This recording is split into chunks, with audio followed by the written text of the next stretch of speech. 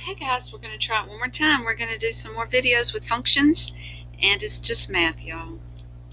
It's just math. So that's all we do here on this channel is math. It's just math, and it's just math, y'all. Here we go. Alright, so we did domain and range from a graph last, and that just blew your minds. And so now we're going to go into evaluate a function from an equation or graph. Okay, now to evaluate means to find the actual value. And for functions, you're usually given an x and you need to determine the corresponding y. And that's what we mean by evaluate. So we use a thing called function notation instead of the y equals. Remember on the equations, we said that if it is a function, we could make it say y equals. And so if we can make it say y equals, we can say f of x. Now this is not multiplication, be very clear. This does not mean f times x. Okay, we will talk more about that later. This means f of x.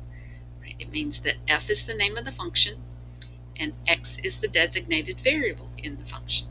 All right, and so when we want to evaluate a function, we want to find certain values for the function. The first one says find f of 2. So f of 2 would be to take the 2 and put it in the x spot and do the calculations. And 6 plus 7 is 13. So f of 2 is 13. Now what does that correspond to? That corresponds to a point on the graph where 2 is the x and y is 13. And if I wanted to do f of negative 1, well, that would be 3 times negative 1 plus 7 would be negative 3 plus 1, which would be 4. And that corresponds to the point negative 1, 4. So this is the answer. This is the y that corresponds to the given x. This is the x and this is the y. That's evaluating a function. Now, you might say, well, what does this f of m mean? Well, using function notation, we learn to be able to replace our variable with anything. And not just number, but we can replace our variable in our function with anything, because technically it's just a blank. You know, x's are just blanks to be filled in. And so whatever is in this parentheses here is going to go into that blank. And so if I want to do f of m, well, then I just have 3m plus 7. Nothing happened, but there it is. Now sometimes I do things like f of r plus t. Well, just like I said, move that. Whatever's here is going to go in the blank that was designated as the variable in the original problem. The original function has 3 times blank plus 7. So whatever's here is going to go into that blank. Let me color coordinate this. So r plus t is what's here, so it's going to go in my blank. R plus t there. And you know, I can simplify this. I can use my little distributive property and I can do a little work on it and get this. So if I'm asked to evaluate a function like that, then that's what I'm asked to do. Okay, so now we're going to look at evaluate from a graph. Evaluate from a graph. This means, just like I said, to find the corresponding y value. And so this is not a math question. Well, it is a math question because this is just math, y'all. But there's no calculations to do. It's a look at type problem. Okay, so now there's this graph that we saw before, and it says find f of negative 1. Well, f of negative 1 is the y value corresponding with the x value. So when x is negative 1, there's my point right there. So when x is -1, the y is also -1, because this point, x -1, y -1. So f of -1 is -1. Okay, now what's f of 0? When x is 0, I have this point right here. When x is 0, y is -2. So f of 0 is going to be -2. Okay, now it says determine the y-intercept. Now you may or may not know the y-intercept, but the y-intercept is a vocab word that we're going to be reminded of. You probably already know. But it's the number where the graph intersects the y-axis. The number or the point where it intersects the y-axis.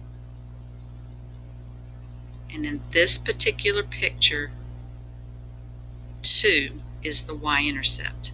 So for this one, the y-intercept is 2.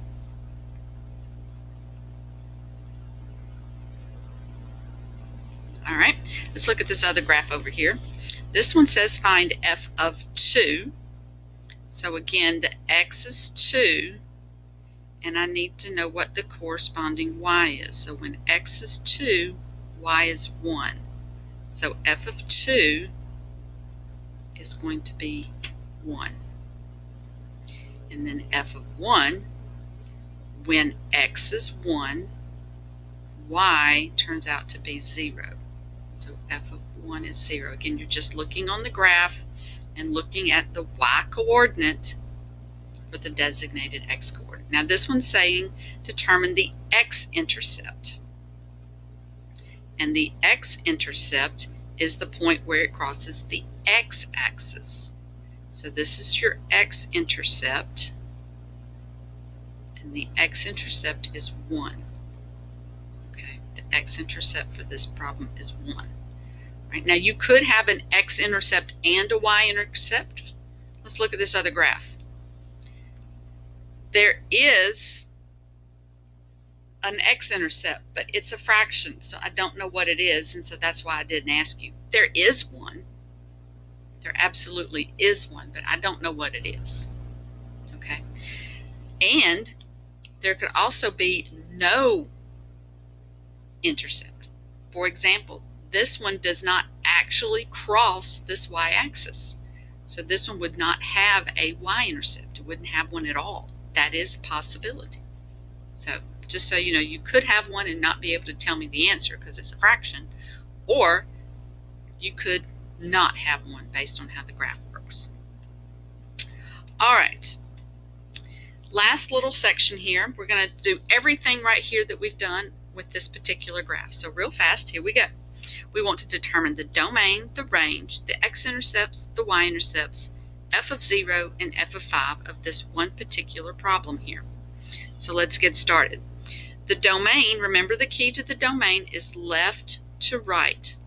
So on the left of my graph, I have an arrow, and it does seem to continue to go arrow. So that's going to give me a negative infinity because it's going to the left infinitely.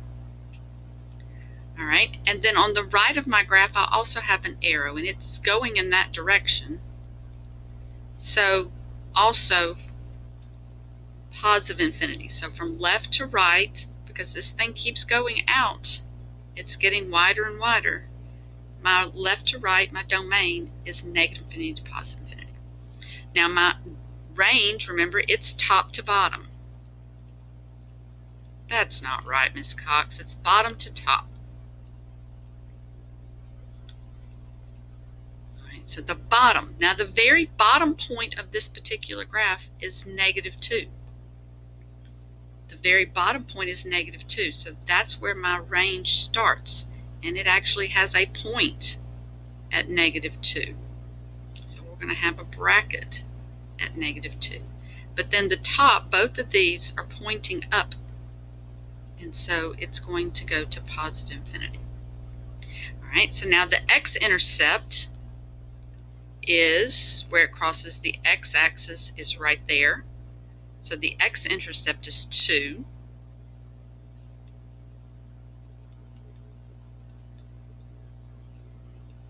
And the y-intercept, it's actually crossing up here. Let me erase some of this junk so you can see. It's actually crossing at 4. It is going to cross there, and so the y-intercept is 4. Now the question is f of 0. So remember, this is the x. What is the y that corresponds with x0? Well, when x is 0, the y value is 4. So this would be 4. And then f of 5. So when x is 5, right here, what is the point? Well, it would be 2. So the answer to f of 0 would be 4, and f of 5 would be 2. All right. There's a lot here in this chapter, so this is a long assignment, but it's you can do it. You can do it. It's just math. You can do it.